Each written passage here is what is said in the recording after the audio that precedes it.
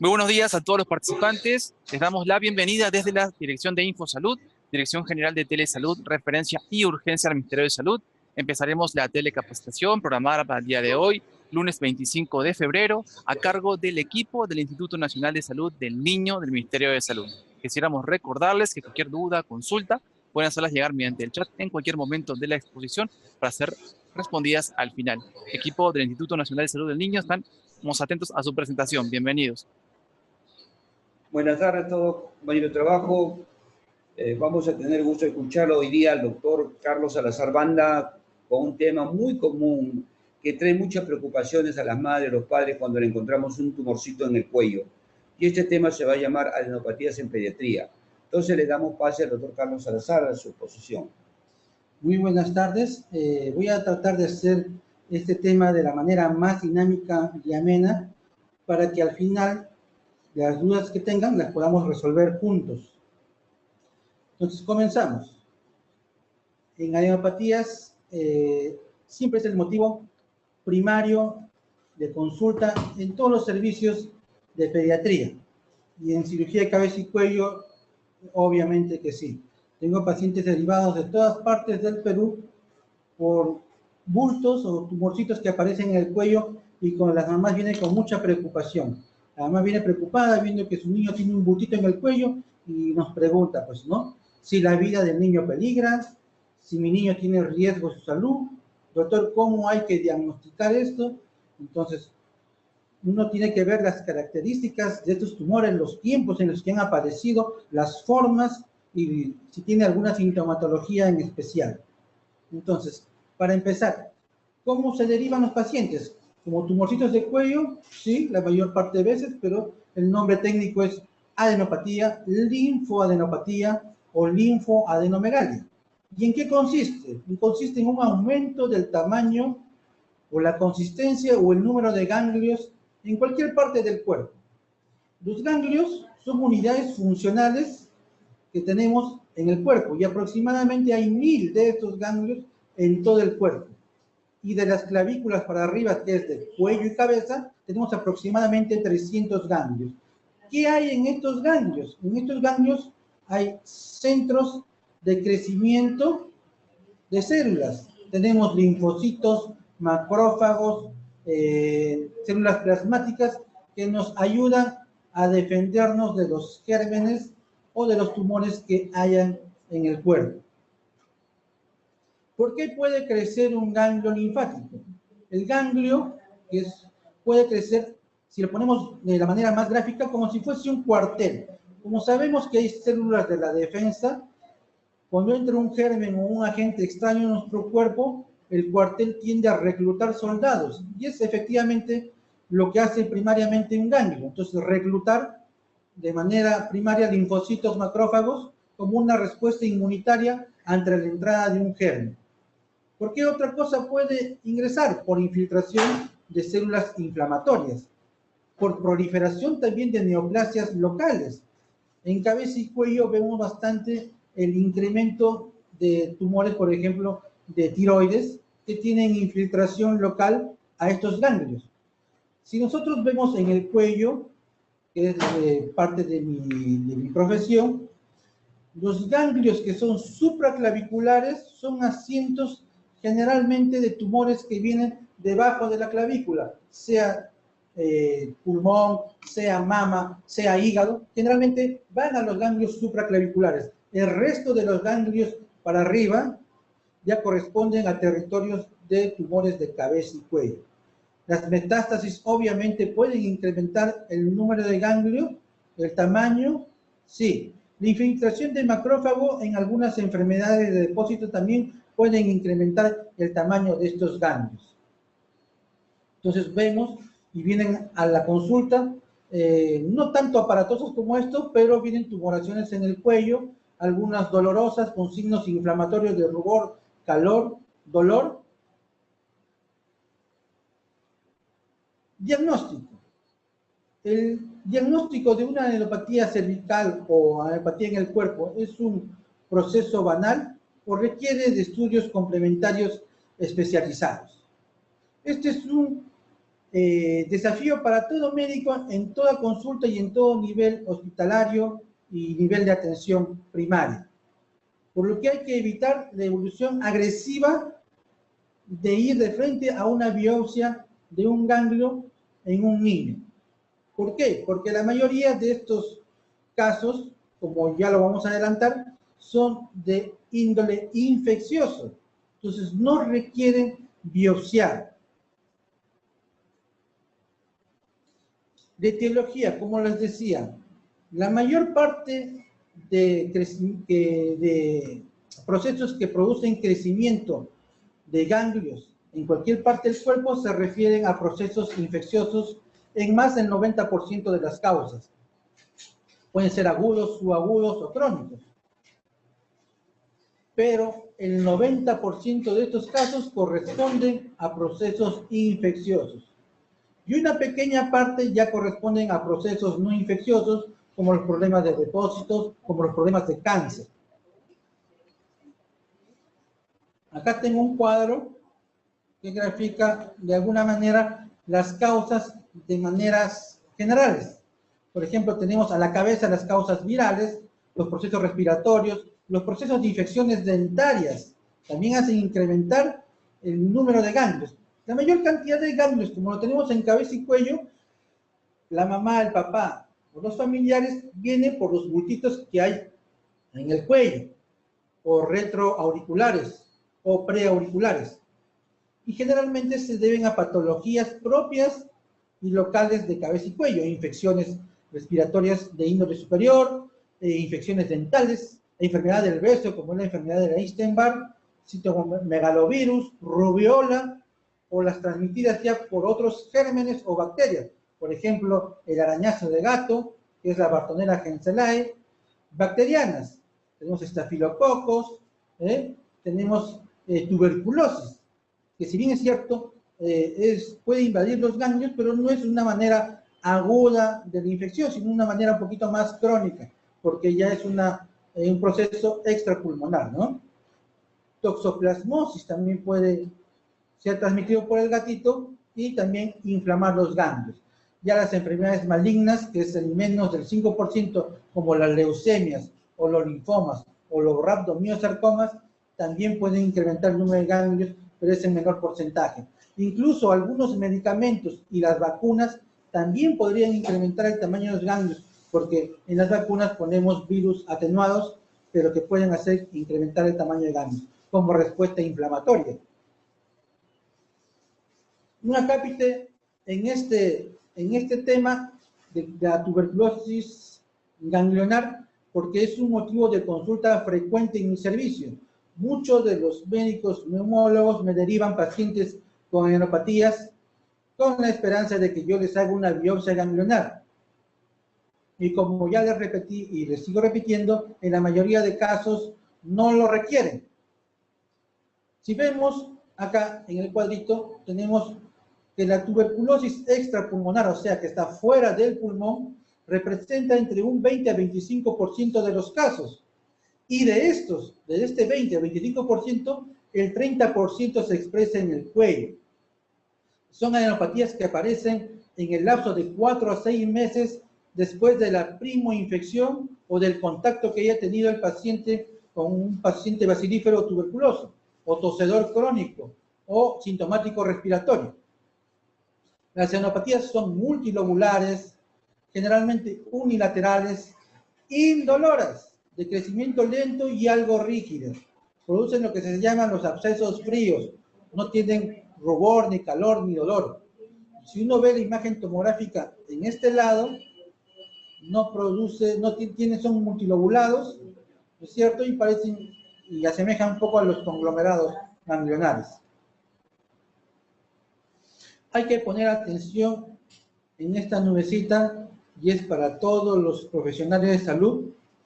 No es una buena política alarmar a los padres, sugiriendo que el crecimiento ganglionar tenga una posibilidad directa de cáncer.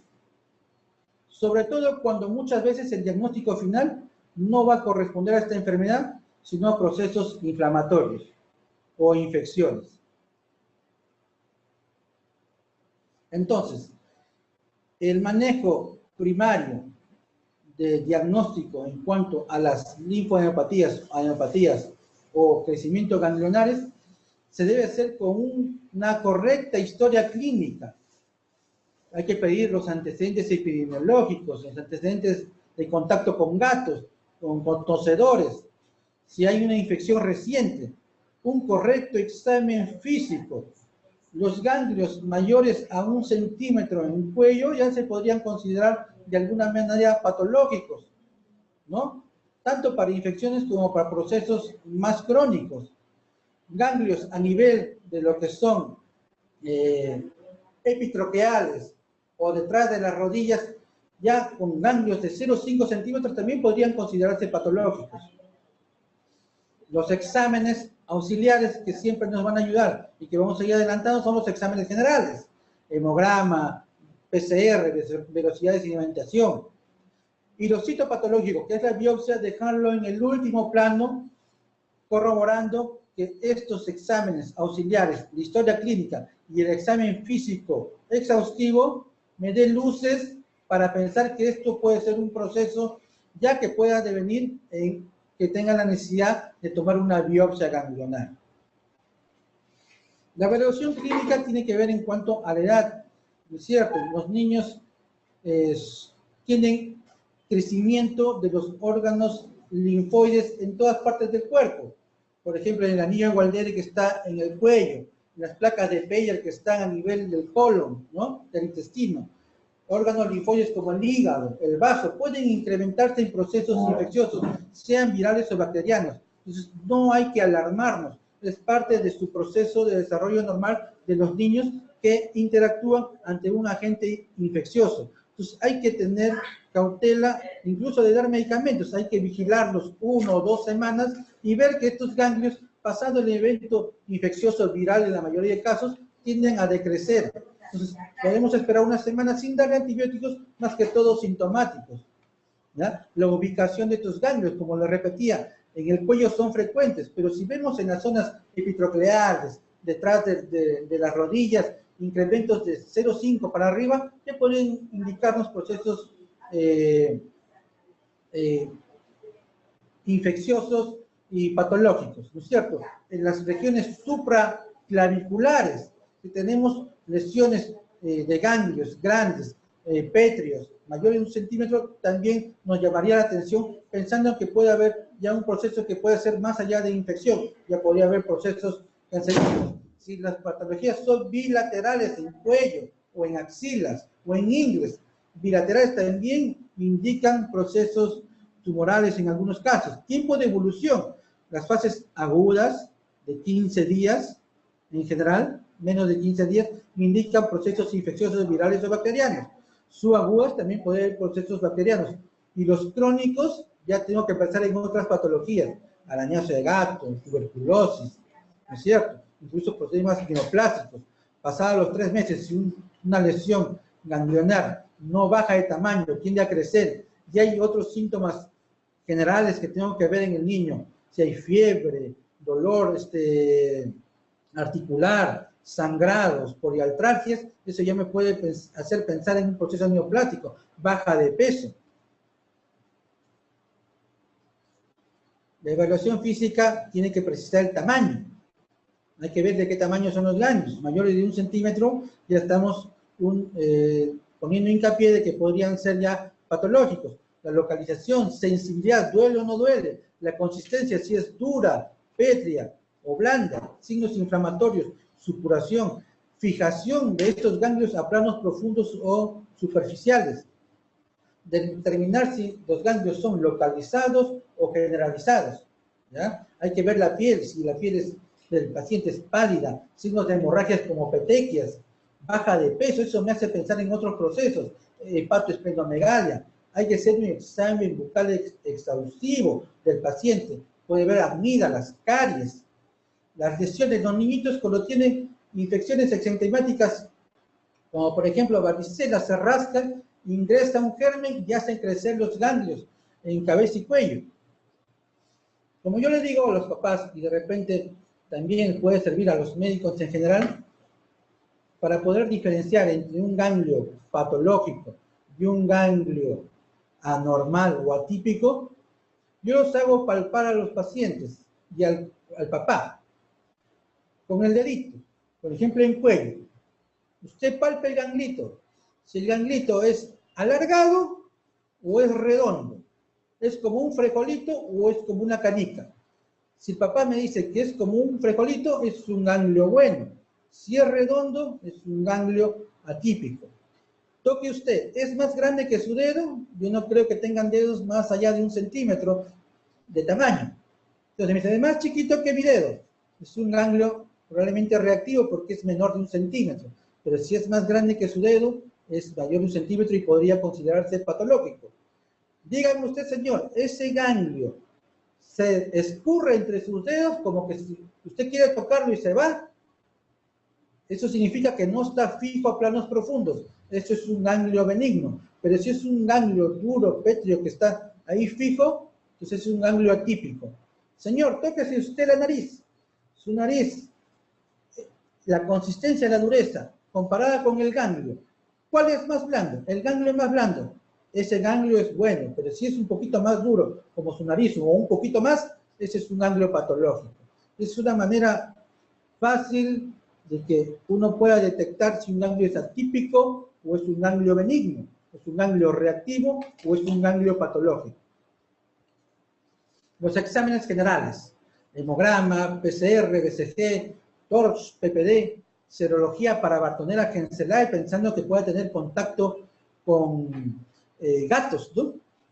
El arañazo de gato produce a los 5 a 7 días un exantema y crecimiento ganglionar, que puede tornarse incluso crónico en cuanto a su crecimiento. Radiografía de tórax es importante en un país como el nuestro, en que la tuberculosis es pan de cada día. Una radiografía de tórax es mandatoria.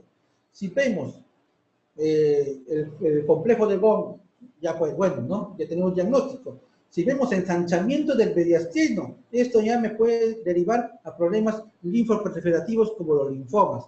Las ecografías de cuello también tienen que pedirse. En algunos casos, si esto no puede ayudarnos, ya vamos a la tomografía o la resonancia magnética nuclear. ¿Cultivos se pueden pedir? Sí. Si tenemos un ganglio que ha producido un absceso, podemos cultivar. Mielogramas, si pensamos y asociamos algunos síntomas generales como astenia, poliartralgias, baja de peso, fiebres continuas que no remiten a antibióticos, ya se pide pensando en otras patologías como los linfomas o las leucemias. Un cuadrito que está promocionando todas las instituciones pediátricas, ¿no? Dolor persistente en huesos o abdomen, fiebre sin causa por más de una semana, moretones y sangrados sin explicación, o causa aparente, crecimiento tumoral o de ganglio, explicación en todo el cuerpo sin lesiones, cansancio, fatiga, palidez, anemia súbita, pérdida de peso, dolor de cabeza, vómitos por la mañana o por varios días, abdomen que crece rápidamente, infección que no mejora, son signos de alerta para el cáncer. Si yo veo asociado los signos acá que estoy mostrando y crecimiento ganglionar, en este niño sí hay que hacerle una biopsia ganglionar para corroborar el diagnóstico. Características ecográficas. Entonces, la ecografía es un examen barato, es un examen rápido y que puede servirme de screening para ver cuál es un ganglio típico, bueno, inflamatorio, o un ganglio atípico. Por ejemplo, la forma típica es que en cuanto a la forma sea ovalada u ovoide, o como les digo a los papás, como un frijolito. Los bordes tienen que estar bien definidos y lisos. El hilio tiene que ser central. El hilio me refiero al vaso sanguíneo que irriga a este ganglio. Tiene que ser central, lineal y más ecogénico, o sea, que se vea. El parénquima tiene que ser homogéneo, hipocogénico en la periferia, sin alteraciones focales. Y el tamaño suelen ser menores de 1 centímetro en el diámetro anteroposterior. Las formas atípicas en cuanto a la forma del ganglio es una forma redondeada. Son típicos de las lesiones tumorales. Los bordes son poco definidos o irregulares. El hilio es necrótico o no se ve. El parénquima es irregular y muchas veces puede haber necrosis intranodal o dentro del ganglio.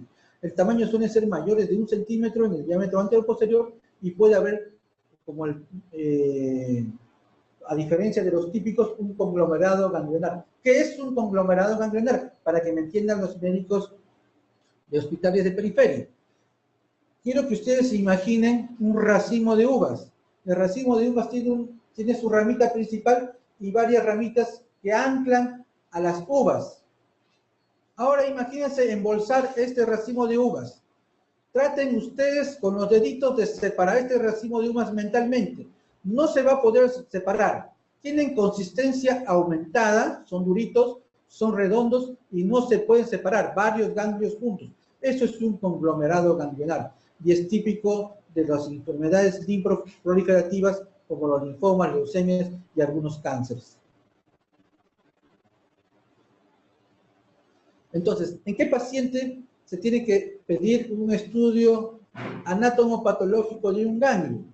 Si bien es cierto, esto lo he sacado de una información española, pero hay algunas cositas, quiero que me entiendan, las guías se han hecho, si bien es cierto, para ordenarnos en cuanto al manejo de algunas situaciones clínicas, pero no se deben seguir a rajatablas. Las guías hay que adaptarlas siempre a la realidad de cada país y de cada localidad.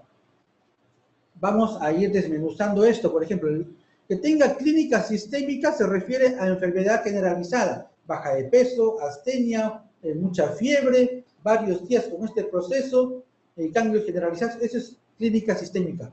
Este paciente tiene que hacerse un estudio anatomopatológico, o sea, una biopsia. Localización supraclavicular o cervical baja, acompañado de clínica sistémica, a él hay que hacer también una biopsia ganglionar.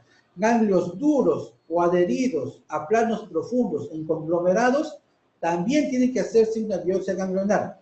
Alteraciones en la radiografía de tórax, como el complejo de Bone o el ensanchamiento del mediastino, también hay que hacerle una biopsia ganglionar. Acá vamos a referirnos al proceso tuberculoso. Como ya les dije, el 20% a 25% produce enfermedad extrapulmonar.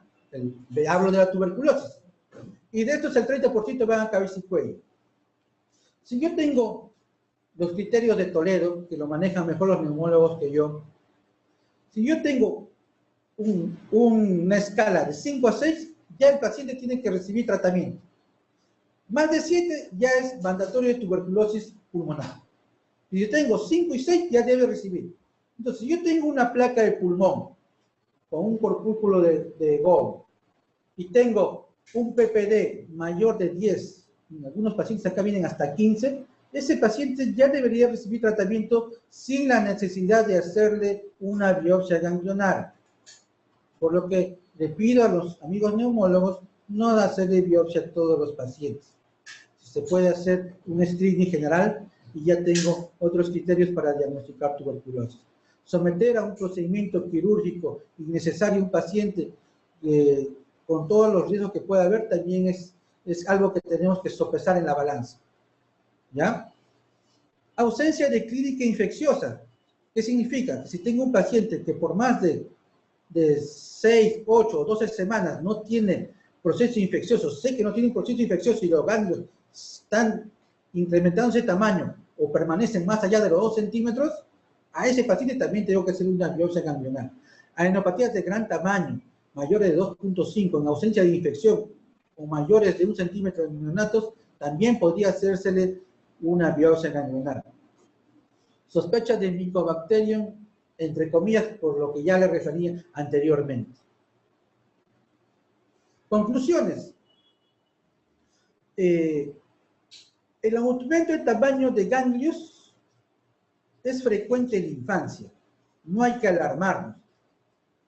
Las causas más frecuentes son las víricas y las bacterianas. Como a la cabeza van las víricas, uno puede al paciente observarlo, tomarle su hemograma, su BCG y hacerle un control para ver que esta infección, si es viral, en una semana va a remitir y los ganglios van a ir cayendo. Entonces le pregunta al papá, le dice, señor, el ganglio que tenía en el cuello, ¿sigue del mismo tamaño o se ha achicado? Doctor, se ha achicado.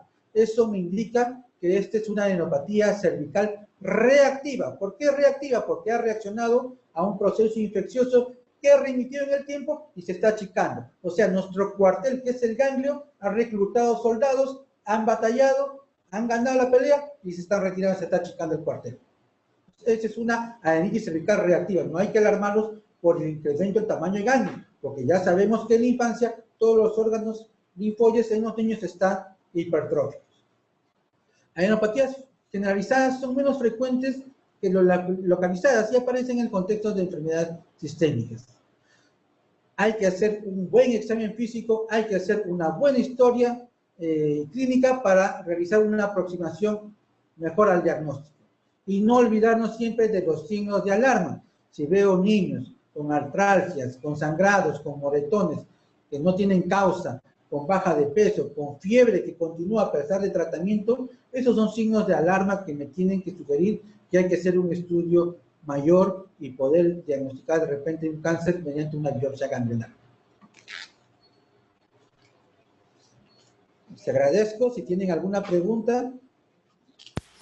Muchísimas gracias. Felicitaciones al doctor Carlos Salazar Banda, del Servicio de Cabeza, Cuello y Maxilofacial del Instituto de Salud del Niño del Ministerio de Salud. Doctor, muchísimas gracias por su participación. Nos habían preguntado algunas preguntas en el chat. De todos modos, pedimos a todos los participantes, si tienen alguna pregunta, duda, pueden escribirla en estos momentos. Nos han preguntado sobre qué exámenes complementarios son básicos ante una adenopatía cervical. Sí sabemos, como nos ha comentado, que es importante una correcta historia clínica, un examen físico exhaustivo, desde la cabeza hasta los pies, ver los antecedentes también y la anamnesis, ¿verdad? ¿Cuáles serían entonces los exámenes complementarios básicos que deberían realizarse ante una adenopatía de cuello? Los exámenes complementarios básicos son los exámenes generales, como un hemograma, como una velocidad de segmentación, como un PCR, una ecografía, una radiografía de pulmones. Yo creo que esos son los exámenes básicos. Si uno tiene una correcta historia y ya me da alcance, si por ejemplo está en contacto con un gatito, ya le pido pues Bartonella henselae. Si encuentro incluso el arañazo, ¿no? Podría pedir Bartonella henselae. Si el niño está en contacto con pacientes tosedores, sintomáticos respiratorios, podría pedir el PPD, ¿no? Si el paciente está en contacto con familiares que mucho besan a los niños y que tienen lesiones en boca, ¿no? Llámese Epstein-Barr, también tendría que pedirle un estudio de eso, ¿no? El TORCH también podría pedirlo, ¿no? Muchísimas gracias, doctor. Doctor, nos había comentado de que también a veces hay reacción inmunitaria y aumento de ganglios producidos por vacunación reciente. ¿Cómo podremos manejar entonces esta información? El antecedente de una vacunación reciente me puede dar mucha ayuda de que este ganglio es producto de esta vacunación, porque se ponen, como se sabe, ¿no? Virus atenuados, ¿no? O se ponen las cápsulas en algunas bacterias para poder crear inmunidad en el cuerpo. Y esto hace incrementar el tamaño de los ganglios en respuesta a estos agentes que se está aplicando para crear inmunidad. Entonces, la primera semana o las 2 semanas, uno tiene el contacto directo de la vacuna, entonces podría solamente prescribir sintomáticos y esperar que en 2 semanas estos remitan. Muchísimas gracias, doctor. Muy importante información a tener en cuenta. Tenemos algunas preguntas en el chat. Doctor, nos han preguntado entonces, en niños con antecedentes familiares de linfadenopatía maligna, ¿qué tamaño del ganglio se maneja y las características en la ecografía cuáles serían? O las conductas a seguir también, ¿no?, con un antecedente ya familiar de linfadenopatía maligna. Sí, es importante la pregunta. El hecho de que tenga familiares directos, por ejemplo, con linfomas, es tener en cuenta y hay que estudiarlo bien al niño. Entonces, si tengo adenopatías mayores de 1 centímetro que ecográficamente muestran signos de atipia, sea que tienen el hilio, no se ve, está necrótico o que el ganglio es necrótico, si hay conglomerados ganglionares, si son ganglios redondos, ¿no es cierto? Si son ganglios conglomerados, pues uno ya tiene la obligación de hacer un estudio mayor, llámese una biopsia ganglionar o una biopsia aspiración del ganglio, para hacer menos traumático. Excelente, doctor, muy importante esta información. También nos saludan desde el Cusco, nos dicen buenas tardes. Agradeceré por el tema importante. Mi pregunta es: niño normal, con laboratorios normales y presencia de adenopatías en cadena cervical posterior, en cadena menor a 1 centímetro, con tiempo de evolución más de 6 meses, y la ecografía no presenta atipia. En este caso, ¿cuál sería la conducta a seguir? ¿De qué podríamos sospechar? Muchos niños en estas épocas de calor se presentan erupciones de piel y es mucho el motivo de consulta que vienen porque se rascan la cabecita, se crean puertas de entrada en la piel, que es nuestra barrera de defensa, y por ahí ingresa un germen, que no necesariamente se va a expresar en un hemograma o en un PCR o un BCG. Entonces, si el ganglio que está en la cabecita muestra características normales, es menor de 1 centímetro, no duele, pueden quedarse ahí. Porque recordemos que en el ganglio no solamente hay células como los linfocitos que agarran y atacan a manera de ametralladora a los gérmenes, sino también hay macrófagos y células plasmáticas que se comen al germen y se quedan dentro de esa célula y se queda dentro del ganglio. Entonces, podría eventualmente no crecer más ese ganglio y permanecer siempre en ese mismo tamaño. También hay que diferenciarlo de otras patologías que también son muy parecidas a los ganglios en cabeza y cuello, llámese quistes dermoides, llámese pilomatrixomas. Excelente, doctor. Muy importante. Con respecto a la referencia, ¿cómo se debería hacer la referencia? ¿Cuándo realizar una referencia del primer de atención? Esta pregunta creo que es la más importante que me ha hecho usted. Es importante decir a todos los médicos de todos los hospitales de periferia que hay que derivar a los pacientes cuando tienen adenopatías que son mayores de 1 centímetro y que hayan tenido un comportamiento crónico. O sea, que tengan 2, 3 o 4 meses que no hayan bajado de tamaño, que estos ganglios, en vez de achicarse, hayan crecido a pesar del tratamiento que les puedan dar. Esos pacientes son los que correctamente pueden ser derivados. Si hay signos de alarma, como baja de peso, astenia, u otros que me hagan pensar poliartralgias o sangrados, ¿no?, que me hagan pensar en otras patologías, también hay que derivar. Muchísimas gracias, doctor. En el caso también, cuando uno hace la referencia, es importante que pase por otras especialidades, por ejemplo, que pase consulta por odontología. Es muy importante.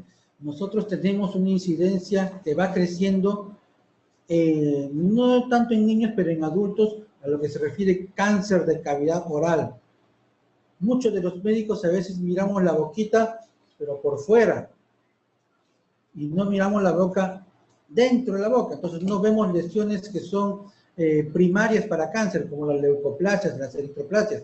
Una leucoplasia tiene un 10% de posibilidades de convertirse en un cáncer, y una eritroplasia un 30% de posibilidades de convertirse en cáncer. Entonces hay que examinar bien al paciente, hay que ver también lo que es el cambio de dientes, el hábito de cepillarse. Los niños tienen muchas caries. Todos los pacientes que vienen al servicio de cabeza y cuello, todos tienen caries. Entonces, hay que enseñarles un correcto cepillado, hay que enseñarles que habitualmente tienen que ir a odontología para que puedan hacer una prevención de esto y ver que esto puede ser un foco infeccioso y puede incrementar los ganglios y abscedarlos incluso. Excelente, doctor. Muchas gracias. Nos han preguntado también desde el hospital de Tambobamba, gracias por su participación. ¿Cuál es el primer signo de alarma para sospechar de una adenopatía en niños? Bueno. Signo de alarma. Signo de alarma se refiere a una adenopatía típica pensando en un cáncer. Una tuberculosis. Porque, por ejemplo, la tuberculosis, que no es un cáncer, pero también es un signo de alarma, se presenta en el cuadro, en el escenario de un problema crónico, o sea, de crecimiento de ganglios crónicos sin dolor, conglomerados, sin signos inflamatorios. y pacientes que puedan toser, a veces los niños no tosen, pero que hayan tenido contacto en un lapso de 4 meses, por lo menos. Muy importante. Doctor Luján, ¿qué tal? ¿Cómo está? ¿Tiene algunas preguntas para el doctor? Sí, quería hacer una pregunta al doctor. ¿Cuándo le llamamos a un ganglio esas lesiones que salen en el cuello, las famosas escrófulas? ¿Sigue usando ese término? Se sigue usando. Como sabemos, la tuberculosis, el bacilo de Koch, nuestro cuerpo, nuestro cuartel, que es nuestro ganglio, tiene macrófagos. Y lo que hace es atacar este bacilo. ¿Y cómo lo ataca? Se lo come. Se lo come, los linfocitos también atacan y se forma un absceso dentro del ganglio, pus. Se forma pus dentro del ganglio, se conglomera esto y comienza a salir hacia la piel. Eso es lo que nosotros conocemos, una fístula de un ganglio accedado a piel, es lo que llamamos escrófulo. Y se sigue utilizando el escrófulo. Entonces, para la importancia de la semiología, ¿cuándo es más importante? ¿Cuando un ganglio duele o no duele?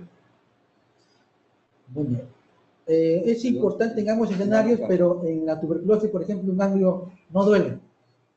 Son lo que se llama abscesos fríos, no tienen por qué doler. En el cáncer tampoco duele. Cuando duele, se refiere más a patologías infecciosas de otro tipo de bacterias, estafilococos, estreptococos o víricas, ¿no es cierto?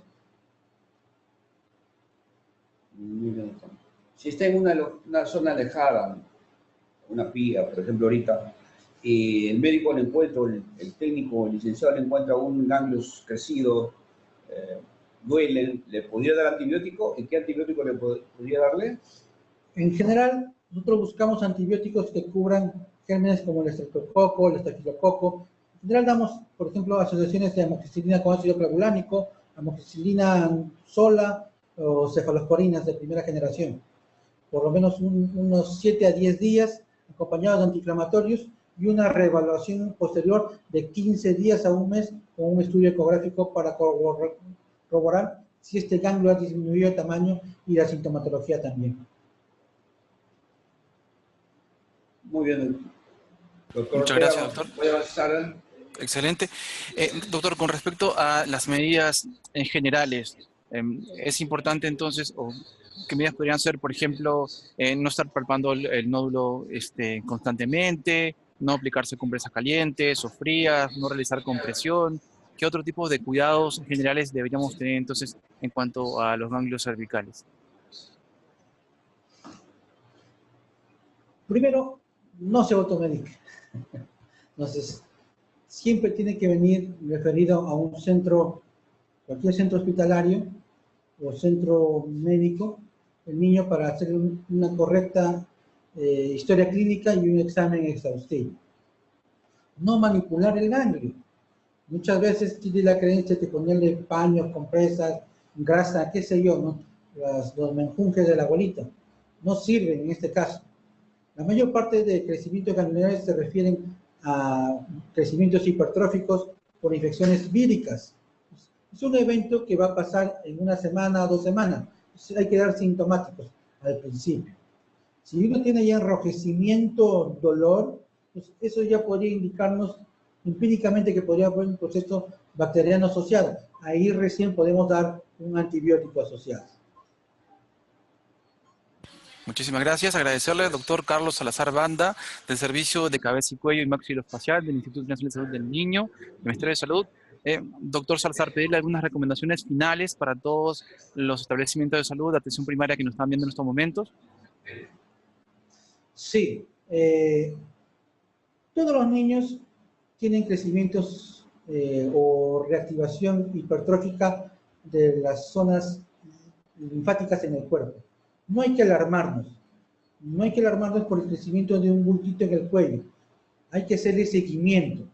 Hay que pedirle cosas básicas, un hemograma, una ecografía, una radiografía, ver una correcta historia clínica y hacerle un seguimiento pues de 1 o 2 meses viendo que estos ganglios puedan remitir espontáneamente.